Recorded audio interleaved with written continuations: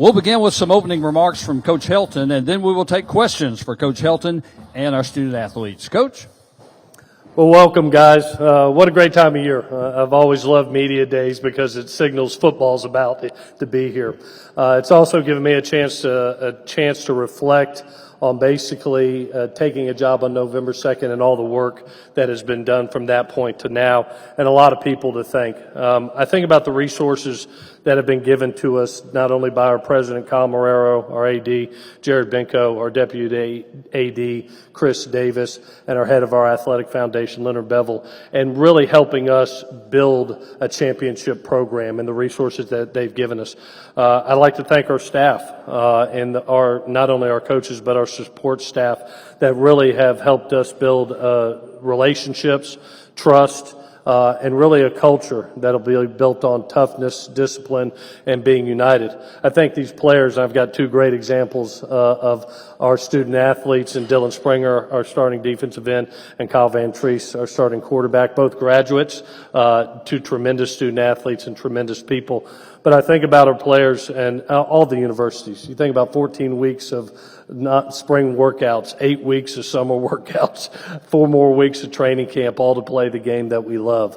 And then lastly, I'd like to thank our fans. The support that they've given us from day one all the way through right now, getting ready to set a season ticket record for the history of the school here very shortly. It's been great to have that support.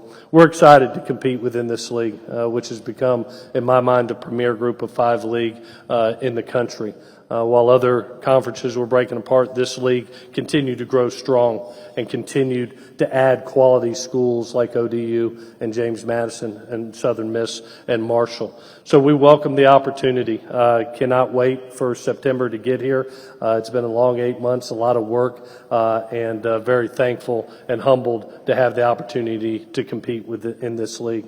So with that, we'd welcome any questions that you have, and thank you for being here today. We'll take questions for Coach Helton and the student athletes. For those of you here in the room, if you have a question, please raise your hand, and also please stand up so we can get you on camera. Wait for a microphone to come to you. Ellie and Emmanuel will have the microphones on the 2 sides of the room. Please state your name and your media affiliation before you ask your question. And for those of you watching us on Zoom, we ask you to please type your questions into the chat, and I will read those aloud. Any questions from in the room?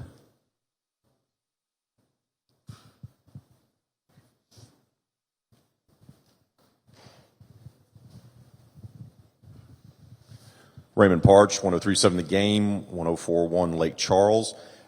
Kyle and Dillon, these are questions for you. Kyle, you transferred in after Coach was hired as a grad transfer. Dillon, you decided to opt in for yet another year. What was it about Coach that made you want to come here and you want to stay for another year?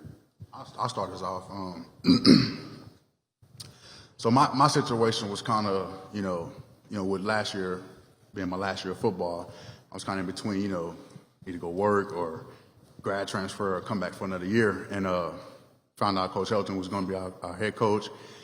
And one thing that was very impressive about him is, as soon as he stepped foot off the plane, he was looking for his players. You know what I'm saying? Gave us a big, juicy hug. You know what I'm saying? It just felt like family. And as soon as he stepped foot in the facility, the first thing he did that was also very impressive is recruited his players. And with me being an older guy on the team, after having my one-on-one meeting with him, I left the meeting. We talked for about 2 or 3 hours, just about life, football, and just about, who we are as people and getting to know each other. And like I said, after my meeting, man, I was just kind of like, wow, like any other thought I had about, going somewhere else or continue to come back for Georgia Southern, like it was out the door. I was like, man, how could I not want to play for a man like this? Yeah, for me, obviously I'm in the same boat where, it's my final year of college football, and, deciding to transfer was a tough decision, but, you got to bet on yourself. And, when I came down to Georgia Southern on my official visit, it was a different feeling, a different sense of home. And I could see it in my mom and dad's eyes when they were with us. And the emphasis that Coach Helton, Coach Ellis, and the rest of the staff put on growing the relationship with not only me but my parents was it was spectacular, really, and it was something that kind of just set it above everything else, and it was something that I really wanted to be a part of. I have a Zoom question for Kyle. Kyle, you came out of an explosive offense. What's your perception of how your offense will be this year? Be explosive. It's going to be fun to watch, and it's going to be a lot of fun to be a part of. And we're excited with the pieces that we have in place, and to get this thing rolling.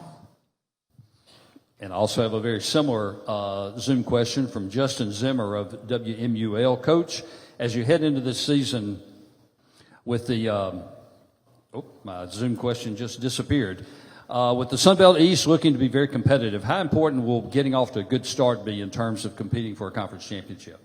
Yeah, when you look at the competitiveness across this league on both divisions, and you see these 14 teams, I think there's a mentality that you have to take. I know this: if you make the mistake of looking forward and not being in the moment, not trying to go 1-0 each and every week and just concentrate on that week and that opponent, you'll get your butt beat. So our approach this season will be living in the moment, especially when you look at the quality of coaches, the quality of players, and the quality teams that we have to go up against, not only out of conference, but especially in conference. And so I think you have to take that mentality because when you look across the board at the quality of this conference and you look at the top 25 teams that are coming each and every year out of this conference, if you really want to have a great season, concentrate on the here and now, and that's what you have to do in this league. And Coach, one more from Zoom on a similar topic again. With Kyle being here today, is quarterback the most settled position on your team, and what positions will have the most wide open competition? Yeah, I think in starting each program, you have to start right from the quarterback position. It was so imperative for us to be able to garner somebody like Kyle. The quality of talent was evident off the tape, and you'd already seen him lead Buffalo to a championship football game. But more importantly is when he came on campus and you got to meet him and his family, the quality of person that he is, the quality of character that he has. The quarterback has to be the example of what you want a Georgia Southern Eagle to be on a daily basis, that he lives to a standard in his life, not only on the field, but most importantly off the field. And what he brings to us is that professionalism, not only in his arm talent and what he does, but also for what he means for us off the field and how he represents this university. When you talk about competitiveness, one of the things that I truly believe in, and I told our team right off the bat, is understand this, that we compete on a day-to-day basis. I've always believed in the real world that you're just fighting for another 24 hours. I don't care if you're a media member or you're a coach or you're a player. You're fighting to be the number one guy. And you have to keep that mentality. And whether sometimes it's injury, sometimes it's lack of production, in the real world you can lose your job, so you better be competing each and every week. So we release our Too Deep every Friday, and that Too Deep can change often. And our guys know the beauty of our team is you get the honor to compete each and every week for your role going into that week, and based on how you produce and how you're practicing allows you to go in there. Now, there's several positions that we've garnered, 33 new members, scholarship members on our football team, several that have bolstered the needs that we have had. I think about our defensive back group that has some great young talent, but we needed to provide some competitiveness and depth, and we really thought our staff did a nice job of bringing in that DB core that I think you'll see a tremendous bolster this year. One, because it's a healthier core, but two, there are more numbers and quality at the position. Hi, Coach. Stan Autry from the Atlanta Journal-Constitution.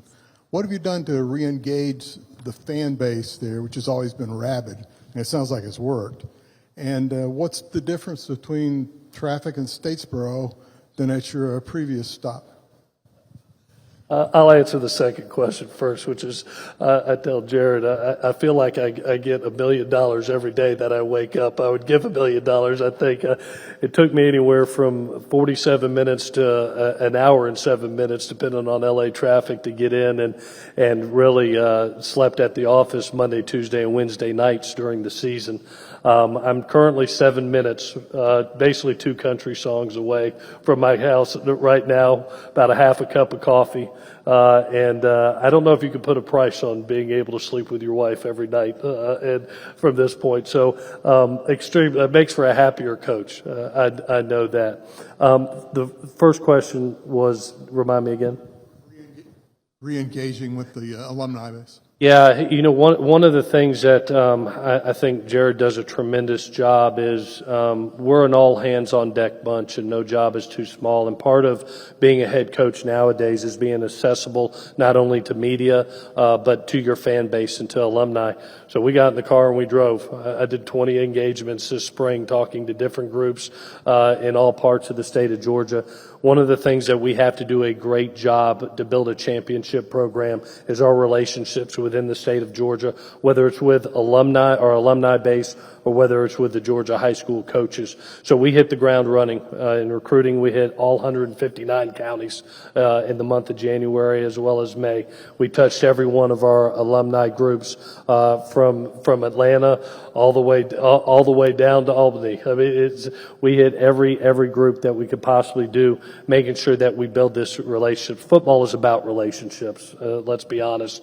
And the strength of the relationships you have help bolster your program. It's a great question. Thank you for both those. Kevin Foote from the Acadiana Advocate. Coach, can you talk about the logistics of going from a run-based offense that dominated this program for years into what you're go-to in terms of a mindset, but also this behind-the-scenes schematically? One of the things, and I credit Jared for having the vision to be able to say, we have been an historic and successful program at the FCS level, 6 national titles, and there's a standard and an expectation, and that standard lives on in the FBS level, being the national story. We don't want to be a regional product. We want to be the national story. You've seen it with programs like Cincinnati and Central Florida and Memphis over the years, and based on our recruiting base, we feel that we can get there and get there in a hurry. But one of the things that we needed to be able to do, we have been traditionally a dominant run team. We will still be a physical inside the tackle run team. But part of being at the FBS level is being able to push the ball down the field vertically. And that was our area of growth. When I looked at the job and had the opportunity to be the month of November to watch 3 games, the one thing that I did see was we needed to be a better passing team. I was very surprised, I think Kyle was too, that there were already great receivers on the team. They didn't get the opportunity to touch the ball much, but there were some really quality receivers that the world is going to get to know this year. And we were pleasantly surprised with that and looking forward to being able to use them. But to be able to get to where we want to go, we want to create an offensive balance that we don't get dictated by the defense what we do. If you want to load the box, we'll throw it over your head. You want to drop 8, then we'll run the ball with some really talented running backs and be able to basically take what the defense gives us. Got a Zoom question from Amy Zimmer of WJCL. This is for Coach and also for Kyle and Dillon. What's the biggest change that you've seen in the program over the offseason? Why don't y'all start off, please? I would say, for me, I've been there with the old staff. So the biggest change for us as student athletes was the new staff, bringing in Coach Helton and Coach Helton bringing in his guys and the strength staff and things like that. But also with that being said, like our team has done a great job of adapting to the vision and to everything that, that's ahead of us. And that just shows the maturity of our team and, the new level that we're about to begin to, take a step ahead towards. And like I said, like the biggest thing for us was just adapting to, like I said, the new vision and the new coaching staff, and everything's rolling now. It's clicking. It's a family environment. The guys love showing up to work and just bringing it every day. Yeah, obviously I haven't been there long enough to really compare to prior to when I got there, but since I've been there, I've really noticed that the leadership on the team, player leadership, it's taken so many great strides over the last 6 to 7 months. Guys are really stepping up and embracing the roles of leadership, embracing new roles that they're not used to. Young guys stepping into roles. It's been an absolute, it's been an amazing time just to be able to watch guys develop. And then, another piece that's important for any successful team is the culture, and that's being built by the players. The coaches have a part, but it's being built by the players, and it's helping us being connected. And a connected team is a dangerous team, and that's where we're heading this year. Yeah, the thing I most enjoyed about this team, there were good men on this team that really had a hunger and a humbleness and kind of a chip on their shoulder after leaving last season, and they wanted to be coached, and they wanted to be coached hard, and they accepted coaching. And that's a quality that every good team has to have. You set standards and you set what the expectations are, and then you let your players have that opportunity to run with it. And you talk about the leadership that not only Dillon and Kyle, but their teammates have brought. They have driven that culture of toughness, of discipline, accountability, and being united, where the team is more important than the individual.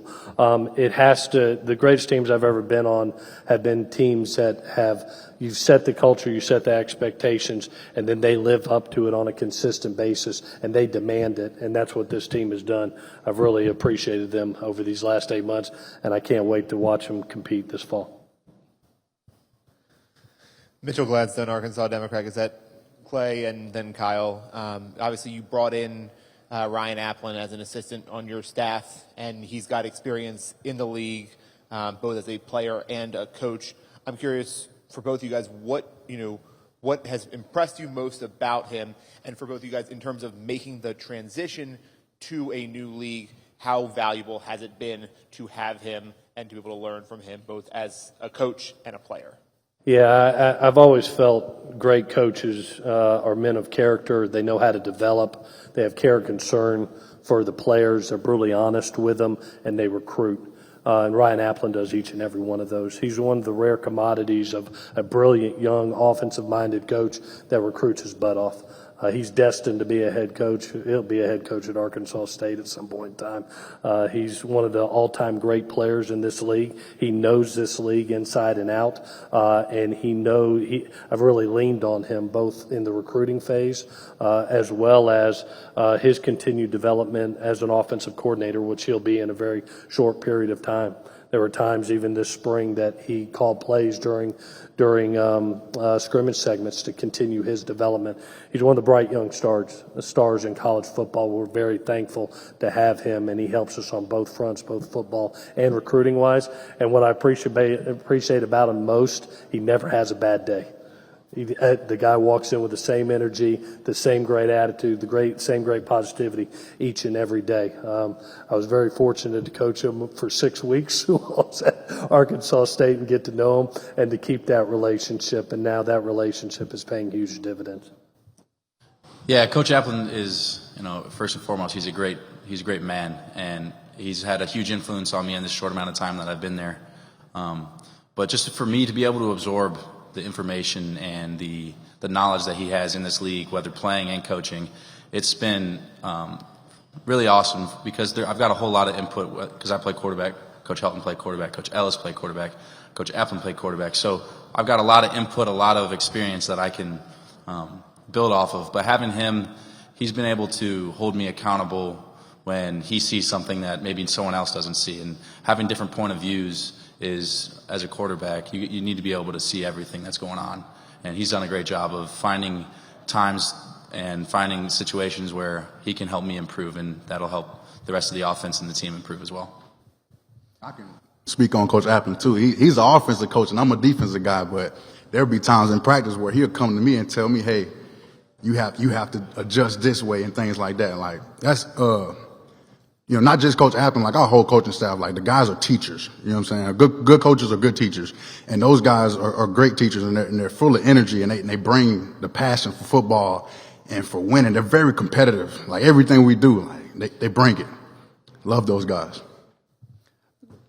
Coach, I'm going to combine a couple of questions from Zoom. Since you took over, the Sun Belt has expanded with 4 new schools, and you have 3 of them on your schedule. What's your thoughts on the additions? And then with the Sun Belt East looking to be so competitive, how important will it be getting off to a good start in order to compete for the conference championship? Definitely, like I talked about earlier, one of the things that makes this conference great is its competitiveness from top to bottom. And like I said earlier, I think that you're going to have to take that week by week approach of living in the moment and trying to go 1-0 each and every week. When you look at the East Division, it is extremely strong. It has not only tremendous coaches, but also you look at the quality of players and the success that it has had. It will be a challenge each and every year, and you go from 10 teams to 14 teams that bolsters a conference. You're looking at one of the premier group of 5 conferences, if not the premier group of 5. And so it's very special to compete within it. You better be living in the moment, and you better bring your best game each and every week, which we plan to do. Got a question for Coach on Zoom and also for Kyle and Dillon. From Paul Swan of WRVC AM in Huntington. Do you feel the league might be overlooking you a little after looking at the preseason rankings? I'll start. I mean, to be realistic, last year we had a 3-game winning season. Talking about the preseason polls and everything, that's expected. You know what I'm saying? But what we focus on as a team and, planning our goals and our vision for what we want as a season, what we focus on is inside the locker room. You know what I'm saying? Everything outside of that, hey, it's just noise. And what we want to do is we want to come in every day, win a day, week by week, win the week, and go 1-0. Yeah, preseason polls, media, all of the outside noise, you just kind of have to take it with a grain of salt. Our focus is controlling what you can control and being where your feet are. That's the most important thing, because if you start taking yourself out and you start wasting energy on other aspects of things that won't help you on the field, in between the lines and in between the whistles, then you're setting yourself up to have a lot of adversity on the field. Yeah, I've always thought the best teams, like Kyle said, just control what you can control. We all have jobs and we all have roles. It's the media's job to report and to give opinion. It's a fan's job to bring the passion to college football, which they do an unbelievable job at. And it's the coaches and players' job to go out and win football games.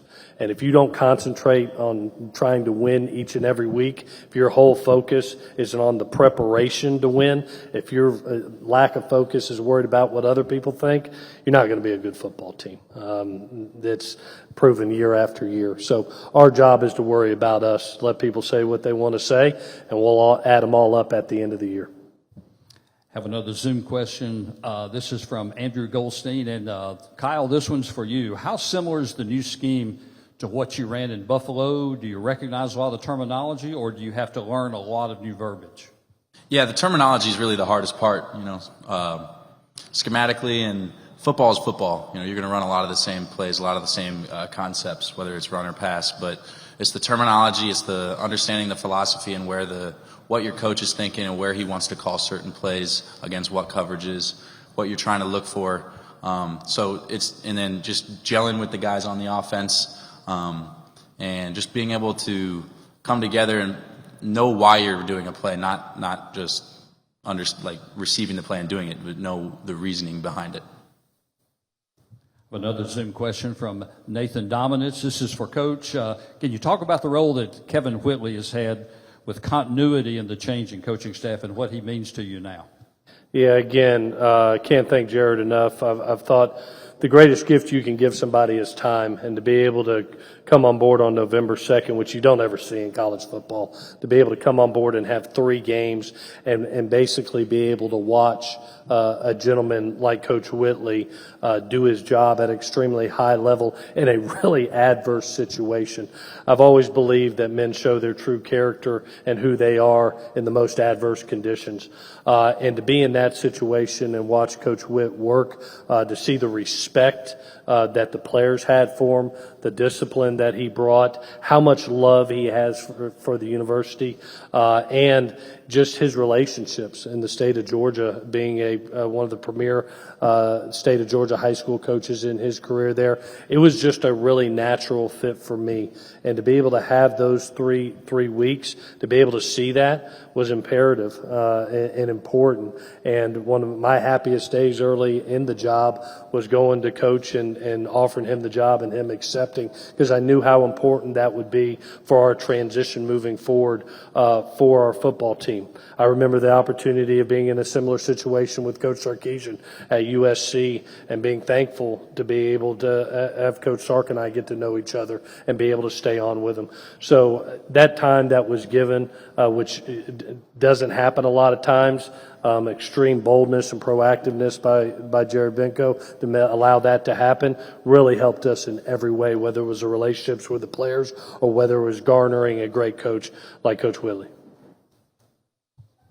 Coach, I have one more Zoom question for you. You made it a priority to hit every county in Georgia on your first recruiting blitz. What did you learn about the prep football scene in the state? Yeah, you see the amount of talent that gets overlooked in the state of Georgia, especially in South Georgia. We signed 22 freshmen in December. 19 of the 22 was from the state of Georgia. Well, we're going to build it like Coach Russell built it. We're going to focus on our home base. We'll acquire talent from Florida, from South Carolina, from Alabama, but we're going to stay as close as we can to home. And we felt it was imperative to be able to build those relationships. One of the reasons that we hit every county, attempted to hit every school in the state, and building those relationships. And as you'll see us moving forward, you're going to see the strength of this football team come right from its recruiting base, right in the great state of Georgia. I think they're extremely well coached. They're college ready. They're tough. They're disciplined, and they fit our culture. And so we're very fortunate to be located where we are, which is in one of the better recruiting areas in the country. Any other questions in the room? I do have one more Zoom question, and Dillon, this one's for you. You're in your state of birth today, and you'll get to play in your state of birth later on this year. How important is that to you? It's special, man. I'm born and raised in Vantrease, Louisiana, and we played New Orleans Bowls down here, and my family got to come out and see me play, loaded the stadium up, and it was special, man. It's great, and to with this being my last year, to be able to come out here and put on a show and put on a game, it'll be something that I'll remember for the rest of my life.